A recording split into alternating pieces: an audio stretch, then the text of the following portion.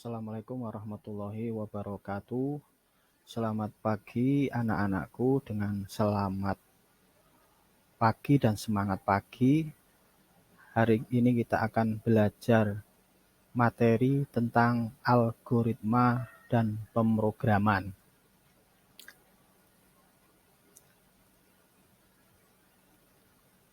Tujuan dari pembelajaran pada hari ini yang pertama adalah menjelaskan tentang manusia berinteraksi dengan komputer melalui algoritma.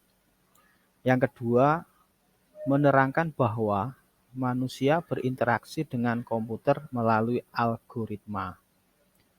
Yang ketiga, mengetahui variabel penyimpan data dan mengubahnya. Terus yang terakhir, menjelaskan instruksi kondisional. Ini tujuan dari pembelajaran. Oke, berikutnya kita ada sebuah ilustrasi yang bisa Anda lihat dan Anda pahami. Ini adalah sebuah ilustrasi gimana kita sedang membuat mie ya, mie rebus.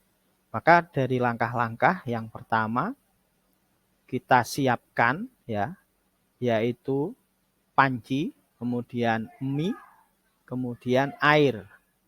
Langkah berikutnya kita rebus air dalam panci, kemudian air mendidih, kemudian kita masukkan mie ya. Setelah mie kita masak, kita didihkan ya sampai masak, tahap berikutnya adalah memisahkan antara mie dengan air. Langkah berikutnya adalah meletakkan mie di dalam piring ya, dalam piring. Demikian langkah berikutnya adalah memberikan bumbu di dalam mie kemudian mengaduknya. Langkah terakhir adalah menyajikan mie.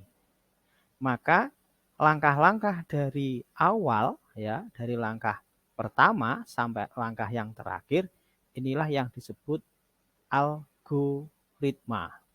Maka kegiatan kita sehari-hari ya, ini sudah merupakan dari bagian algoritma. Algoritma yang lain ya, dalam kehidupan sehari-hari ketika kita berangkat ke sekolah. Kemudian ketika kita menyalakan HP dan sebagainya. Itu adalah sebuah rangkaian algoritma yang tersusun sedemikian rupa.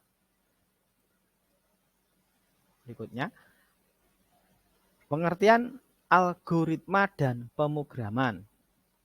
Apa itu algoritma? Suatu metode khusus yang tepat dan terdiri atas langkah-langkah terstruktur.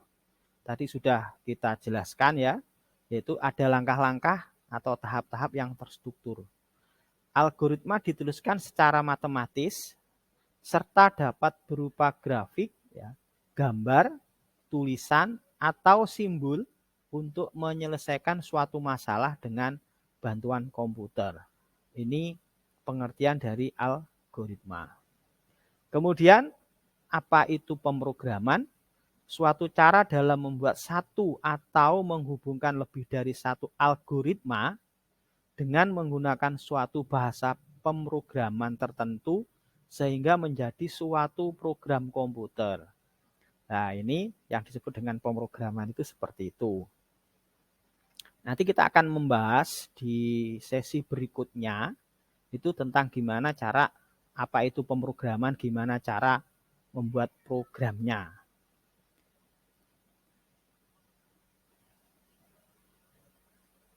Konsep dasar algoritma. Apa saja konsep dasarnya?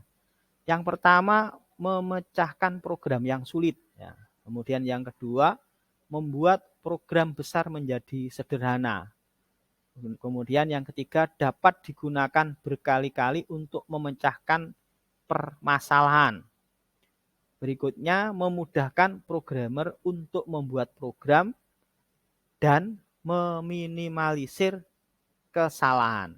Ini konsep dasarnya seperti ini. Ya.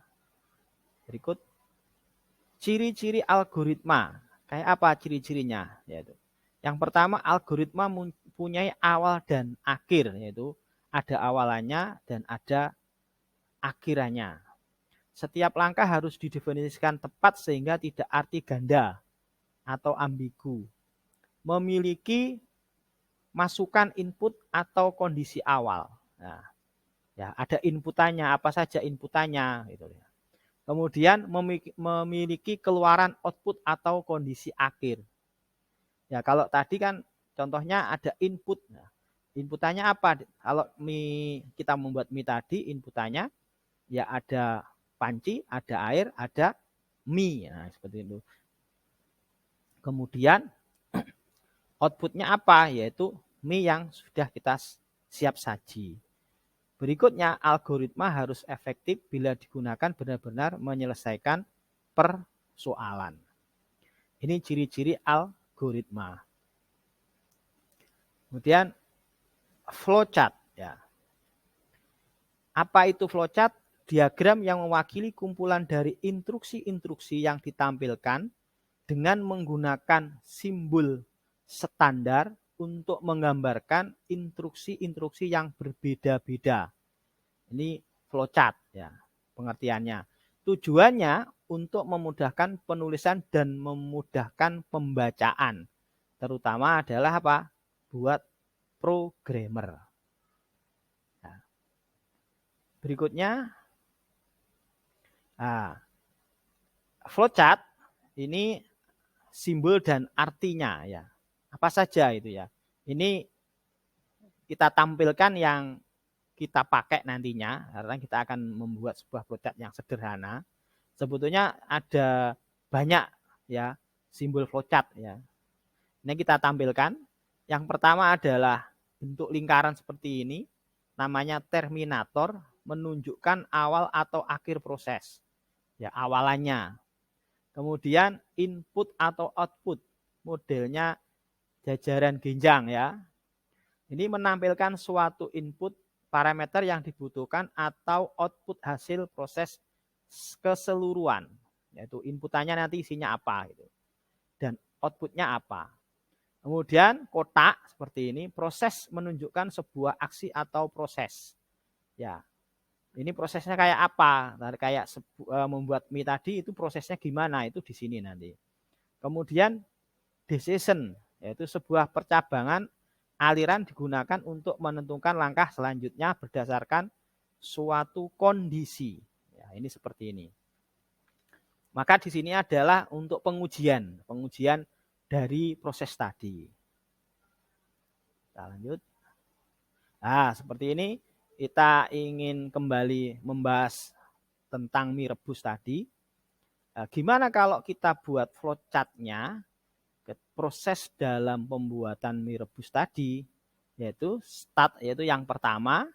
Kemudian isinya apa? Inputannya ada panci, ada mie, ada bumbu, ada air, ada piring. Nah, kemudian setelah ini apa prosesnya? Yaitu disimbolkan apa? Tanda kotak, yaitu di sini, yaitu panaskan air di panci sampai mendidih. Ya. Setelah ini masukkan mie ke dalam panci sampai matang. Ya. Kemudian pisahkan antara mie dengan air dan masukkan ke piring. Ya.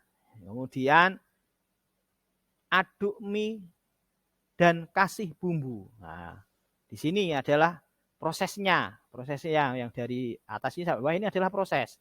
Maka di sini ada pengujian decision tadi. Nah, pengujiannya gimana? Apakah mie siap disajikan? Nah, berarti kita kan harus menyicipi. Oh, ternyata ketika kita cicipi, oh ternyata kurang enak. Nah, berarti maka kembali lagi di tahap apa? Yaitu tahap pengaduan mie. Nah, mungkin bumbunya belum tercampur secara sempurna, mungkin terlalu asin. Nah, maka perlu diaduk-aduk. Nah, setelah ini diaduk-aduk, sudah campur, turun ke bawah. Pertanyaan lagi, apakah mie sudah siap disajikan? Oh, ternyata sudah. Berarti mie siap disajikan. Terakhir yaitu berhenti. Inilah pembuatan atau proses flowchart itu kita buat seperti ini. Yaitu rangkaian pembuatan mie ini kalau kita buat gambaran sebuah flowchart maka hasilnya seperti ini. Mungkin contoh yang lain. Nah, ini dalam penghitungan jumlah bilangan. Ini kan kita punya variabel A dan variabel B. Ya. Variabel A nilainya 4, B-nya 2. Langkah dalam pembacaannya ya. Yang pertama membaca variabel A dan variabel A sama dengan 4, variabel B sama dengan 2. Maka yang dihitung variabel A ditambah B. Hasilnya 4 ditambah 2. Cetak hasil 6. Mengapa menggunakan variabel? Karena isi dari variabel ini bermacam-macam nantinya ya. Tidak harus nilai 4 dan 2. Ya, bisa diisi 10, bisa diisi 12. Ya, bebas itu untuk nilainya gitu. Maka dalam pembuatan flowchart-nya yaitu yang pertama start di sini inputan ya, yaitu masukkan variabel A. Nah, maksudnya masukkan nilai A, kemudian masukkan variabel B.